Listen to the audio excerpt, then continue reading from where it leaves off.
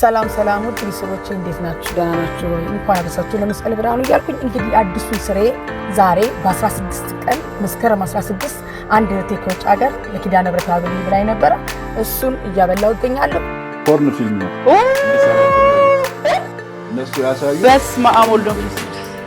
በነገራችን ላይ ቁም ነገር የሚናገር ሰው ብዙ ፎሎ የማይደረግበት ጊዜ ላይ ስለደረሰ ነው እንጂ ያበዱትን ሰዎች በመቶ ሺህ የሚቆጠር ሰው እየተከተለ ጤነኞቹን ለምን እንደማትከተሉ እኔ አላውቅም። ቤቱ ባንተ ደምቆ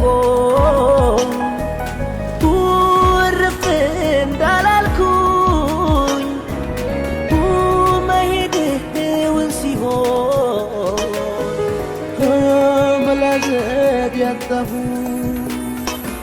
ሰላም ቤተሰቦች እንዴት ናችሁ? ደህና ናችሁልኝ? እኔ ዳኒ ክብሩ ይስፋ ብያለሁ ባለቤቱ ቤተሰቦች፣ ዛሬም እንደተለመደው ለእናንተ ወቅታዊ አዳዲስ መረጃ ዘር የሆኑ ቪዲዮዎችን ይዤላችሁ መጥቻለሁ። አብራችሁን ቆዩ። ለቻናሉ አዲስ ሆናችሁ ደግሞ ሰብስክራይብ የምትሉን በተን በመንካት ቻናሉን ፋሚሊ ሁኑ። እንዲሁም በተጨማሪ ቪዲዮ ላይክ ማድረግ እንዳይረሳ፣ ምክንያቱም ለብዙዎች ተደራሽ እንዲሆን ስለሚረዳኝ ነው። ቤተሰቦች ወደ ቪዲዮቹ እንሄዳለን።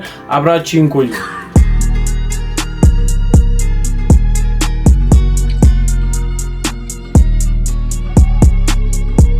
ቤተሰቦች ሁሌም በመግቢያችን እንደምናደርገው በተለያየ የህይወት ውጣ ውረድ ውስጥ ሆኖ የኛን ሐሳብን የኛን ምክርን የሚፈልጉ ብዙ ባለ ታሪኮች አሉ። ለዛሬም አንድ ታሪክ ይዤላችሁ መጥቻለሁ። ታሪኩን ሰምታችሁ ሐሳባችሁን ደግሞ ኮሜንት ሴክሽን ላይ ታጋሩኛላችሁ። ወደ ታሪኩ እንሂድ። በመሄድሽ አልተጸጸትኩም፣ ግን ሁሌም አንድ ነገር ይጸጽተኛል። ያ ቀን የመጨረሻችን እንደሆነ ባቅ ኖሮ በደንብ ነበር ማቅፍሽ። አሁን የምነግራችሁ ታሪክ መጨረሻ እንዲህ ሊሆን ይችላል። የዛሬዋ ባለ ታሪካችን በመንታ መንገድ ላይ ሆና ይህንን ጻፈችልኝ። የፍቅራችን ጥንስስ የተጸነሰው በ2011 ዓመተ ምህረት የ11ኛ ክፍል ተማሪ በነበርኩበት የልጅነት ጊዜ ነበር። በጨዋታና በሳቅ የታጀለ እንደ ቀልድ የጀመርነው ፍቅር ዛሬ ላይ 7 ጥልቅ ዓመታት አስቆጥሯል። ይህ የ7 ዓመት ጉዞ ግን እሾህ የሌለበት አልነበረም። ፍቅራችን ገና 2 ዓመት እንደሆነው ያልጠበቅኩት ፈተና ከቤተሰቦቼ ዘንድ መጣ። በቤተሰብ በኩል የመጣን አንድ የውጭ ዜጋ እንዳገባ ከባድ ጫና ይደረግብኝ ጀመር። በወቅቱ የወደድኩት ልጅ እኔን ከቤተሰብ አለያይቶ ሊያስተዳድረኝ የሚችልበት አቅም አልነበረውም።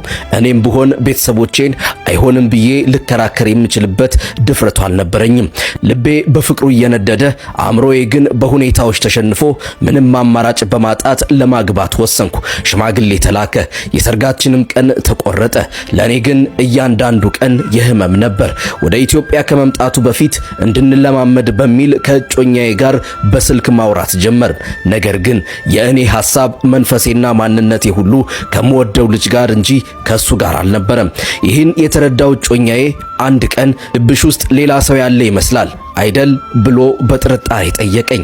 ይህ ጥያቄ ለእኔ የመውጫ በራፍ መስሎ ታየኝ። አዎ አለ አልኩት በድፍረት። ቤተሰቦቼ ያስገድደውኝ ነው ላገባ የተስማማሁት። ካንተ ጋር በፍጹም ደስተኛ መሆን አልችልም በማለት የውስጤን ተነፈስኩ። እውነቱን ለቤተሰቦቼ እንዳይናገርና ምክንያቱ ከሱ እንደሆነ አድርጎ እንዲያስቀርልኝ ቃል አስገባሁት። እሱም የገባልኝን ቃል አክብሮ የታሰበው ትዳር ፈረሰ። ከዚህ ሁሉ ውጥንቅጥ በኋላ ነፍሴ ወደምትወደው ወደ መጀመሪያው ፍቅሬ ተመለስኩ። እሱ ግን በሆነው ነገር ልቡ ተሰብሮና ድጋሚ መጎዳትን ፈርቶ ነበር። ዳግመኛም ምንም ቢፈጠር ምንም አይነት መከራ ቢመጣ ትቼው እንደማልሄድ ጽኑ ቃል ገባሁለት። ምናልባትም ይህ ቃሌ የሰጠው ብርታት ይሁን ብዙም ሳይቆይ በተማረበት ሙያ ጥሩ ስራ አግኝቶ ህይወቱ ተለወጠ። እጅግ ውጤታማ ሆነ። አሁን ላይ አብረን 7 ዓመታትን አሳልፈናል። ያለሱ መኖር እንኳን አልችልም ብዬ የማስብበት ደረጃ ላይ ደርሻለሁ። እሱም ፍቅራችንን ወደ ትዳር ከፍ ለማድረግ ይፈልጋል። ችግሩ ግን አሁንም ያው የድሮ ፍርሃቴ ነው። ቤተሰቦቼ እሱን በምን ተአምር ሊቀበሉት እንደሚችሉ ሳስብ ተስፋ ይሟጠጣል። ምክንያታቸው ደግሞ እሱ የተወለደውና ያደገው በህብረተሰቡ ዘንድ ብዙ ጊዜ የሚነቀፍና እንደተገለለ በሚታይ ማህበረሰብ ውስጥ መሆኑ ነው። ይህንን ምክንያት ይዘው በፍጹም እንደማይቀበሉ ታውቃለሁ። እሱን ከመረጥኩኝ በቤተሰቦቼ ዘንድ ለሁለተኛ ጊዜ እድል አይኖረኝም። ለዘላለም እገለላለሁ። ቤተሰቦቼን ከመረጥኩኝ ደግሞ ለምወደው ሰው የገባሁትን ቃል ማፍረስና ለሁለተኛ ጊዜ ልቡን መስበር ይሆንብኛል። በዚህ ሁኔታ በሁለት መንገዶች መሃል ቆሜያለሁ። አንደኛው መንገድ ወደ ቤተሰቤ፣ ሌላኛው ደግሞ ወደ ፍቅሬ ያመራል። የትኛውንም ብመርጥ አንዱን ማጣትና መጉዳት አለብኝ። በዚህ ሁሉ ውጥረት መሃል የቆሰልኩትና የተጎዳሁት ግን እኔ ነኝ ምን ይሻለኛል ስትል ምክራችሁን እንድትሰጧት ትጠይቃለች። ምን ትሏታላችሁ? ዛሬን ለነገ እንኑር። መልካም ጊዜ። ባለታሪኳ እህታችን በሁለት አማራጭ ውስጥ ቁጭ ብላለች። ፍቅሯን ትምረጥ ወይንስ ቤተሰቦቿን? ከሁለት አንዱን መምረጥ አለባት። ምክንያቱም አንዱን ከመረጠች አንዱን ማጣቷ ስለማይቀር ነው። በዚህ ላይ ሀሳባችሁን እስቲ ኮሜንት ሴክሽን ላይ ግለጹልኝ። በተጨማሪም ቤተሰቦች ከቅርብ ሳምንታት በፊት እንግዲህ በብዙ ሶሻል ሚዲያ ላይ መነጋገሪያ የነበረችው ቲጂ አገልግል በድጋሚ እንደገና ወደ ድሮ ስራዋ ተመልሳለች። በዚህ ጉዳይ ላይ ራሷ በአንደበቷ ተናግራለች። እስቲ ልጋብዛችሁ።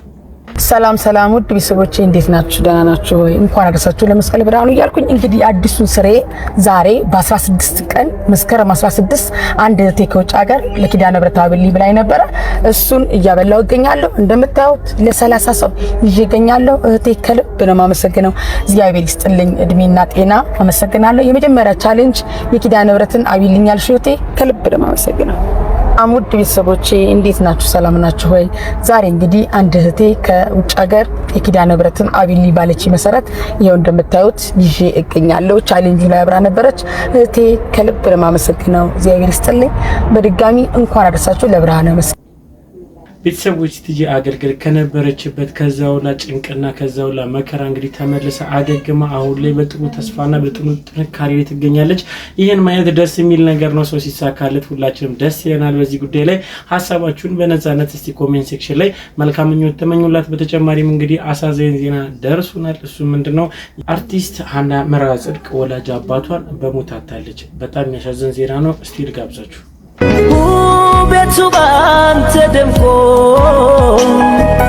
ውርፍ እንዳላልኩኝ መሄድህውን ሲሆን መላዘብ ያጣሁ እንግዲህ እንዳያችሁት ነው። ይህ ቪዲዮ ይህ ምስል እንግዲህ በተለያየ ሶሻል ሚዲያ ላይ እንግዲህ የዜና ሆኖ እንግዲህ ሲዘዋወር ነበረ። በዚህ ጉዳይ ላይ ብዙዎች ሀዘናቸውን እየገለጹ ይገኛሉ። እኔም ከዚህ ጋር እንግዲህ ለወላጅ አባቷ ነፍስ ይማር፣ ነፍሳቸውንም በአጸደ ገነት ያድርግላቸው ብዬ ከዚህ ጋር መልካም ምኞቴን እመኛለሁ። እናንተስ? በተጨማሪም ብዙዎቻችን ፍቅርሲዝም በሚባለው አዲሱ እምነት ላይ የምናውቀው ነብይ ደምሳሽ በመጨረሻ ከእምነት አገልግሎቱ ወጥቶ ወደ ምን ገብቷል? ወደ ፖለቲካ። እስቲ ልጋብዛችሁ። ለገውን የማውራት መብት ሊኖረን ይገባል። የመናገር የመተንፈስ መብት ሊኖረን ይገባል። ምንድነው ታዲያ ይሄ? እንዴ በዚህ ደረጃ ደደብ ይሆናል አንድ መንግስት? የሚያደርገውን የማያውቅ ደደብ እንደዚህ እንዴት ይሆናል? የምንም ነገር መናገር አትችሉም። ግዴታ ብልጽግና እያሉ እየሰከስኩ ልኖር? መደመር እናንተ እየቀነሳችሁ መደመር ይደምር አባ ዝም ብሎ መደመር አለ እንዴ? አንድነት ሲኖር እኮ ነው። መደመር ውስጥ እኮ ዘረኝነት የለም። መደመር ውስጥ እኮ ህብረት ሲኖር ነው፣ አንድነት ሲኖር ነው፣ ከሌሎች ጋር ተባብሮ መኖር ሲቻል ነው፣ ከሌሎች ጋር ተባብሮ መስራት ሲቻል ነው። መደመር የሚባለው ኮንሰፕት በራሱ ሳይገባው ዝም ብሎ መደመር ይላል። ጀዝባ ምን እንደሆነ መደመር እንኳን አያውቅም። መቀነስና መደመርን መጀመሪያ አንደኛ ክፍል ገብተህ ተማር።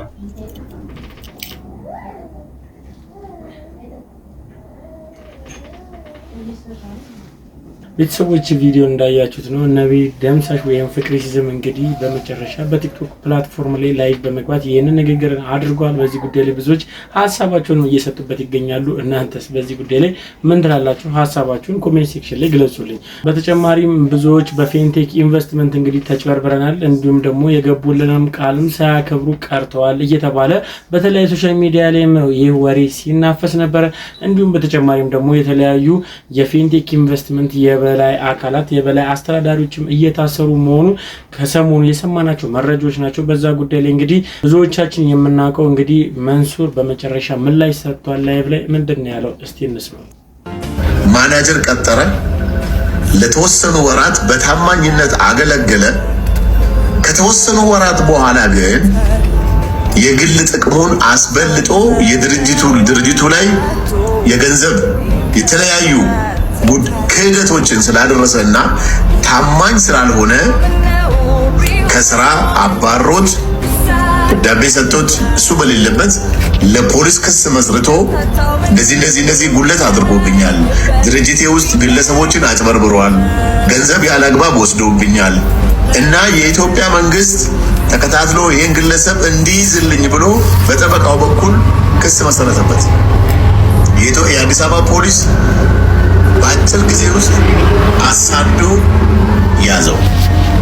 የፊንቴክ ማናጀር ታሰረ ተባለ። ከዛ እኔ ኢቭን ምን አልኩኝ? አዲስ አበባ ፖሊስ ጉድ ጆብ እናመሰግናለን ብዬ ኮሜንት አደረኩ። ያንን ነው ለአንተም ልከውልህ አንተም አይተህ ከፊንቴክ ከሰሞኑ የቪዲዮ ጋር ከሰሞኑ የፊንቴክ ጉዳይ ጋር አንድ ሆነ እንጂ የፊንቴክ ማናጀር በዚህ ሰዓት ፊንቴክ የታሰረ ሰው የለም። ይቅርታ፣ የሰሞኑን የፊንቴክ ጉዳይ ምንድን ነው? የሰሞኑ ፊንቴክ ጉዳይ ሰዎች ሶሻል ሚዲያ ላይ መኪና ቆየብን ብለው ኮምፕሌን እያደረጉ ነው። ቪዲዮ ግለሰቦቹ አይደሉም። አሁንም አቡሽ እርግጠኛውን የምነግርህ መኪና የቆየባቸው ሰዎች ሳይሆኑ ከፊንቴክ ጋር ችግር ያለባቸው በስራ ግንኙነት ያለባቸው መንሱርንም ሆነ ሌሎች ሰዎችን ፐርሰናሊ የማይወዱ ኦር ደግሞ ያው የቢዝነስ ነገር አንተም ታውቃለህ። ያው ሚዲያ ላይ አናወራም። አንዱ አንዱን ለመጣል አንዱ አንዱን ለማድረግ የሚያደርገውን ነገር አንተም ታውቃለህ። እነሱ ባቀናበሩት ቪዲዮ መሰረት የግል ጥላቻ ያለባቸው ከዘሀበሻ ሚዲያ አሁን ዘሀበሻ ሚዲያ እኔ ላይ ከአንዴ 2-3 ሰርተዋል። ምንም ነገር ጭራሽ አሁን በቀደም የሰራው ቪዲዮ ላይ የዛሬ 10 ዓመት ኢንዶኔዥያ ሁኜ የተነሳሁትን ፎቶ ነው ዩቲዩብ ላይ ያስቀመጠው። ጥላቻውን ለማሳየት የመጨረሻ ጥላቻውን ለማሳየት ሲል ወደ ፖይንቱ ስመለስ ግን የፊንቴክ ማናጀር የታሰረው ቀድሞ የነበረ ወንጀል ሰርቶ ፊንቴክ ራሱ ክስ መስርቶበት በፖሊስ እያፈላለገው እያለ ፖሊስ በደረሰው ጥቆማ መሰረት ሄዶ ያዘው እንጂ የፊንቴክ ማናጀር የታሰረ ሰው የለም። እስከ ዛሬ ድረስ እስከዚህ ሰዓት ድረስ ነገ ከነገ ወዲያ ምን እንደሚፈጠር ነው። መንሱር እንግዲህ በራሱ አንደበት ተናግሯል። በዚህ ጉዳይ ላይ ብዙዎችን ኮንፊውዝ ያደረገ ጉዳይ ነበረ። ምክንያቱም የፊንቴክ ባለሀብቶች ወይም ደግሞ ከላይ ያሉት አካላቶች እየታሰሩ ነው፣ ምክንያቱም ስላጭበረበሩ ብሎ መረጃው ወጥቶ ነበረ። ነገር ግን ያ የፊንቴክ ኢንቨስትመንት የበላይ ማናጀር የታሰረበት ጉዳይ ከፊንቴክ ወይም ከመኪኖቹ ጋር ግንኙነት የለውም። በራሱ ከዚህ በፊት እንግዲህ በሰራው ወንጀል ነው ብሎ መንሱር በራሱ አንደበት ተናግሯል። ከሰሞኑን ብዙዎችን ያስደነገጠ አንደኛው መረጃ ምንድነው? አርቲስት አንተነህ እንግዲህ ፖርኖግራፊ ጋር ያገናኘው ጉዳይ አለ። ምንድነው ያገናኘው? እስቲ እሱን ቪዲዮ ልጋብዛችሁ። ምንድነው እንደዚህ ፈረንጆች ለስራ ፈልገው ሳምንት ያልፎኛል አንተ መፈለግ ከጀመርኩ ከዛው አገኘሁት ብሎ ደወለላቸው። በቃ በዚህ ቀን በነጋታው 6 ሰዓት እንደዚህ ቦታ ይመጣሉ። በቃ ኃይለኛ ብር ነው ምናምን አሉ። እሺ ሄድኩኝ። እነሱ ካሜራ ደቅነው ጠበቁኝ። ያ እንደዚህ ማስታወቂያ ስትሰሪ ምን አለ ለምሳሌ የክሬም ማስታወቂያ የምትሰሪ ከሆነ ሰውነትሽ ላይ ታቶ ንቅሳት ምናምን እንዲኖር አይፈልግም። ኦኬ። እና ያው ሰውነታችንን እናሳያለን ከወገብ በላይ ምናምን። ጠየቁኝ። እንደዚህ ነው አቋሙ አሪፍ ነው ምናምን እያሉ ያወራሉ። 3 ፈረንጅ አሉ፣ አንድ አስተርጓሚ አለ። እድሜስ ነኝና እስቲ ምናምን ልብስ ቲሸርት ነው አወጣው። ያኔ የሚያምር ሰውነት ቅርጽ ነው ቅርጽ። በቃ ጥሩ 10 ሚሊዮን ብር እንከፍልሃለን አሉኝ። በዛን ሰዓት 10 ሚሊዮን ብር አሰብሽው እንዴ? በጣም ኮሮላ 300 ሺህ ብር ነው። ያው ስራውንም አልጠየኩም። ነገ ዋሳማር ሆቴል እንገናኛለን እንፈራረማለን ምናምን ተዋል። ከቦሌ በደስታ ብዛት ከቦሌ ፒያሳ በእግሬ ነው የሄድኩት። ሰከርክ? በቃ ደስ አለኝና ይሄ መኪና ስንት ይሆን መምረጥ ጀመርኩ። ይሄ መኪና ይሄ ከለሩ እያልኩኝ ሄድኩኝ። አይነጋ የለ ነጋ። ሱፍ መልበስ አልወድም ግን ያምርብኛል። ሱፍ የለም። እሺ ሄድኩኝ። ሚኒ ቡፌ ተዘጋጅቷል 10 ሰው ቢሆንና እዛው ቁጭ ብለን እነሱ እያወሩ ድንገት ጭንቅላቴ ላይ የሆነ ኪሊው የሚል ጥሪ ነገር መጣ። ይኸውልህ 10 ሚሊዮን ብር የሚከፍሉ ይናል ግን መንግስት አለው ላል ነበር 10 ሚሊዮን ብር። አዎ እንዴት ይኸውልህ 10 ሚሊዮን ብር የሚከፍሉኝ ለምንድን ነው? ምን አይነት ስራ ቢሆን ነው? ምንድነው ስራ? አሳየዋለሁ ምናምን አለችኝ። ከፍታ ስታሳይ እንዲህ ጭንቅላቴ እንዲህ ነው የተሰነጠቀው ሰውነቴ። ምንድነው ፖርን ፊልም ነው እንድሰራ እነሱ ያሳዩ። በስመ አብ ወልድ ወመንፈስ ቅዱስ። አየሩ እንደ ክረምት ላይ ነው፣ ቀዝቃዛ ነው። እንዲህ በቃ ፊቴ ላብ ሲያጠምቀኝ ታወቀ። በስመ አብ ወልድ ወመንፈስ ቅዱስ። ኳሳ ማሮቴል ጥላችሁ ወጣው እንዴ መልስም አልሰጧቸው። እንደሰማችሁት ነው እንግዲህ በአርቲስት አንተነህ ላይ ፖርኖግራፊ እንዲሰራ እንግዲህ 10 ሚሊዮን ብር አስማምቶት ነበር። ነገር ግን በዚህ ጉዳይ ላይ ብዙዎችም ደግሞ እንዴት እነዚህ ሰዎች እንዴት ከኛ ሀገር ባህል ከኛ ሀገር ጋር የማይሄድ ነገርን እነማን ናቸው ይሄንን ጉዳይ ወይም ደግሞ እሱን ለማሰራት የሞከሩት እነዚህ ሰዎች ለህግ ሊቀርቡ ይገባል ብለው ሀሳባቸውን እየሰጡ ይገኛሉ። እናንተስ በዚህ ጉዳይ ላይ ምን ልትሉ ትችላላችሁ? እነዚህ ሰዎች ለህግ ሊቀርቡ አይገባም ወይ? ሀሳባችሁን ኮሜንት ሴክሽን ላይ ግለጹልኝ። በራስ መተማመን ማለት ሁሌ ትክክል መሆን ማለት አይደለም በፍጹም። ነገር ግን ከስህተት ለመማር ፈቃደኛ መሆን። ብልጥ ሰው ከራሱ ስህተት ይማራል፣ ብልህ ሰው ግን ከሰው ስህተት ይማራል። ግድ የለም ይቆየን፣ የሰው ስህተት ይቆየን። ከሰው ስህተት መማር ግድ የለም ይቆየን። ከራሳችን ስህተት ለመማር ምን ያስፈልጋል? ምክንያቱም እንዳባባሉ ሰው ስህተት ይሰራል፣ ስህተቱ ሰውን ይሰራዋል። ስለዚህ ስህተቶቻችን እኛን እንዲሰሩ መፍቀድ ማለት ነው። በዛሬ ቪዲዮ ደግሞ ይሄንን ሰው እንዳመሰግን ፍቀዱልኝ። ሳሚ ተክሌ እዚህ ላይ እንደምታዩት በነገራችን ላይ ቁም ነገር የሚናገር ሰው ብዙ ፎሎ የማይደረግበት ጊዜ ላይ ስለደረሰን ነው እንጂ ያበዱትን ሰዎች በመቶ ሺህ ቢቆጠር ሰው እየተከተለ ጤነኞቹን ለምን እንደማትከተሉ እኔ አላውቅም። ራሽናሊ ቴክ ማይ ወርድ እኔን ስሙኝና ፎሎውም ሳታርጉት ቪዲዮቹን ቼክ ብታርጓቸው ደስ ይለኛል። እዚህ ሀገር ውስጥ አሁን ሞቲቬሽናል ስፒከር፣ ላይፍ ኮች ምናምን የሚሉ ግማሹ ሱረት ያጨሰ ግማሹ ተጨሰበት ሰው በሚለፈልፍበት ሰዓት እጅግ ፕሮፌሽናል የሆነ እጅግ ተጨባጭ ተአማኒ የሆነ በሙያውም ደግሞ አክሬዲትድ የሆነ ሰው ነው። የሚናገራቸውም ነገሮች ኖርማሊ ሰውን በጣም ሊያነቃቁ ሰውን በጣም ሊለውጡ የሚችሉ አስተሳሰብን ሊለውጡ የሚችሉ በጣም ክሬዲት ያላቸው ነገሮች ይናገራል። ይሄን ወጣት ሁላችሁም ብታመሰግኑልኝ ደስ ይለኛል። ፎሎ ብታደርጉትም ደስ ይለኛል። እንዲህ አይነት ሪስፖንሲብል የሆነ ሰው ያስፈልጋል በማህበረሰብ ውስጥ በጣም ያስፈልጋል። እኔ ኖርማሊ ስለ አነቃቂ ንግግር ስለ ሞቲቬሽናል ስፒች በጣም ብዙ ክሪቲክስ ሰርቻለሁኝ። ሁሉንም ክሪቲክስ የሰራሁት በጣም ከልቤ ሆኜ ነው። የሚያመኝ ነው ያህል የሰራሁት ሁሌ እላለሁ። የኔንም ልጆች ነገ ጠዋት አፌክት ስለሚያደርግ ነው የሰራሁት። ለልጆች ኃላፊነት ተሰምቶ የምትናገር ከሆነ አንተ እንደግለሰብ ለኔም ልጆች ኃላፊነት ይሰማል ማለት ነው። ስለዚህ በኃላፊነት ጋር ልጆቻችን እናሳድጋለን። ማህበረሰባችን ኃላፊነት የተሞላ ማህበረሰብ ይሆንልናል። ለወደፊት ኖረን ፈጣሪ እድሜ የሰጠውን ካየ ነው ሪስፖንሲብል ልጆች ይኖሩናል። እነዚህ ያጨሱት ሰዎች ደግሞ ልጆቻችንን ተኝተው ይመጣልሃል፣ እንደዚህ አታርግ፣ እንዲሳካልህ ትፈልጋለህ ምናምን በጣም ከመስመር የለቀቀ ነገር የሚያደርጉትን ሰዎች እንደው እነሱን እንኳን የምታዩ ሰዎች ኖርማሊ ቁም ነገር የሚያደርጉትን ሰዎች ብታዩልን ደስ ይለኛል። ሳሚ በጣም ማቹርድ የሆነ ኮንተንት ያለው ልጅ ነው። ብትከተሉት በጣም እጅግ አድርጋችሁ ታተርፉበታላችሁ። አለባበሱ፣ ስነ ምግባሩ፣ አነጋገሩ፣ ቶኑ ፈጽሞ ኢትዮጵያዊ የመሰለ በቃ ፐርፌክት።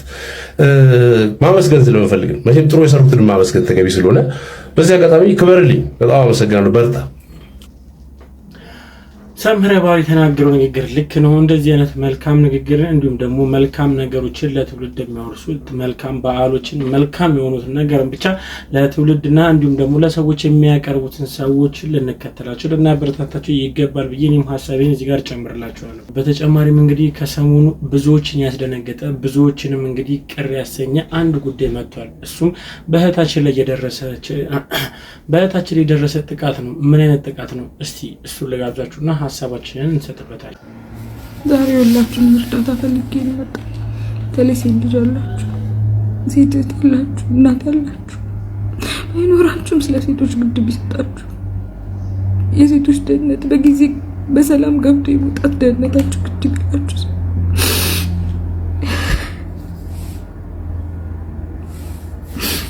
በሰላም ገብቶ እንደምንገባ በተለይ ይጠብቁናል ባላችሁ ሰዎች ስትጠቃ እንዳጋጣሚ ልንገራችሁ።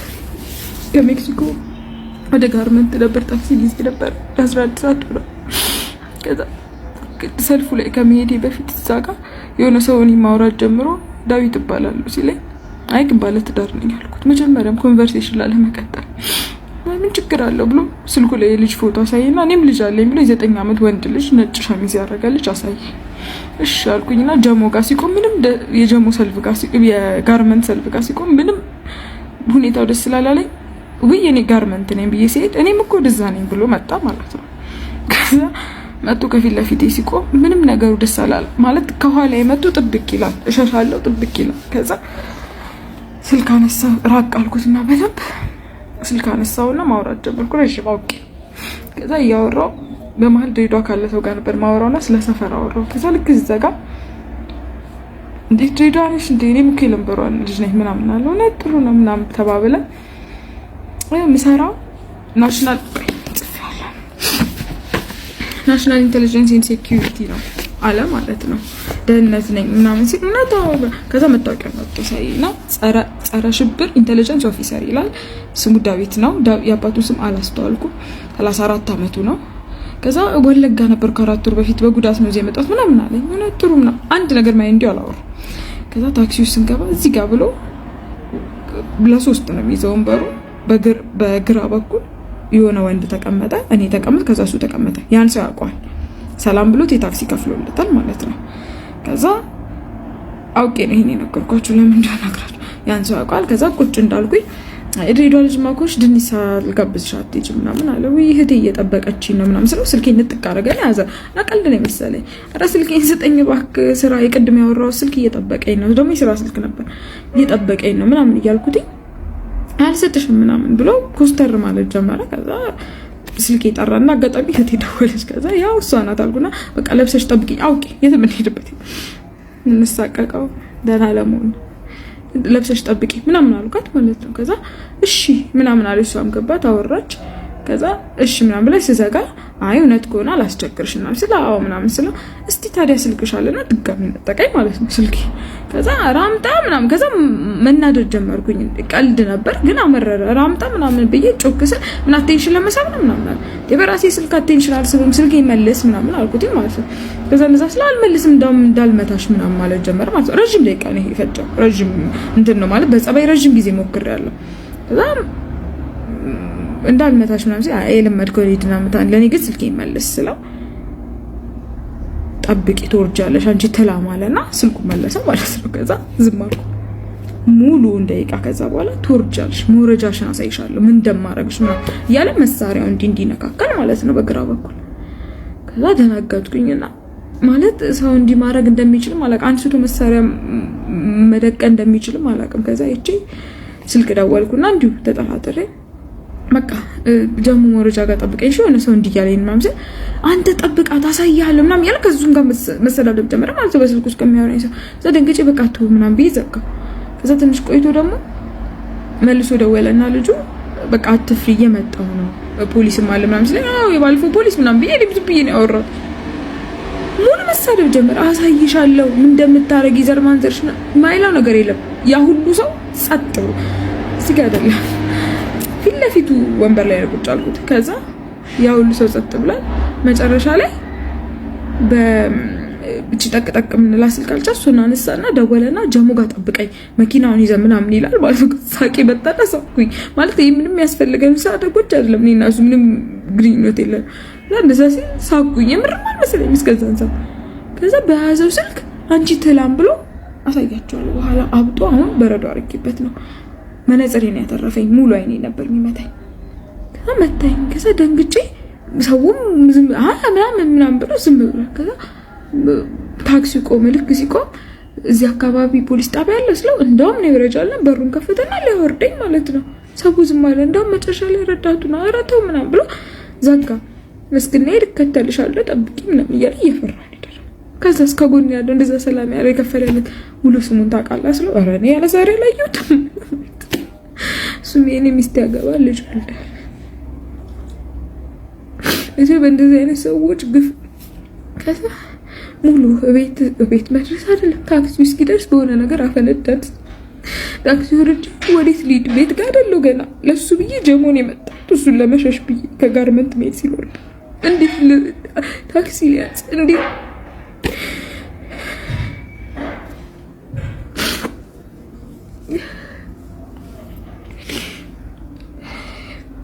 ቤቴን ሁሉ ማሳየት እስክፈል ሌላ ቦታ ሆኜ ልቀመጥ እስክል ማለት የመታኝ ራስ ምታት ቆም ማለት በወንድ እጁ በዛ ጉልበቱ በዛ ስልክ ማለት ነው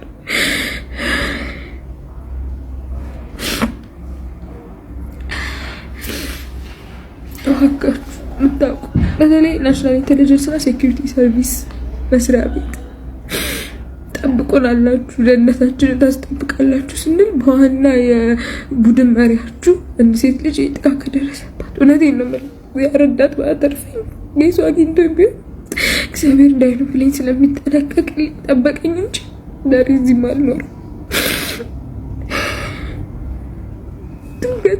ድንገት አንድ ሴት የምር ተሸንፋ የምር ታክሲ ሲቆጣኝ የነበረው እንደሚያቀኝ ሰው ነው። ሁሉም ሰው ኮረድ ቦል የሚያቀሽ እኮ መስሎናል። ምክንያቱም እንደሚያቅ ሰው ነበር ሲቆጣኝ ስለ ስትራቴጂ አልሰጥሽም ምናምን ሲለና የምር እሱን መናገር አቅቷት አንድ ሴት የምር አብረው ወርድ ይህ ሰውዬ በህይወት ይመልሳታል።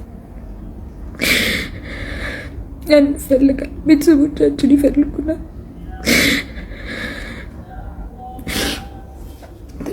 ይህ ሲፈጠር ዛሬ ማታ ነው፣ ሐሙስ ቀን ማለት ነው። የለበሰው ሰማያዊ ስትራይፕ ቲሸርት በጅንስ ነው። ከስራ አድሬ ውዬ ነው የመጣሁት እያለ ነበረ። ወለጋ ከ4 ወር በፊት ሄጄ በጉዳት ነው የመጣሁት ወደዚህ የተቀየርኩት ብሏል።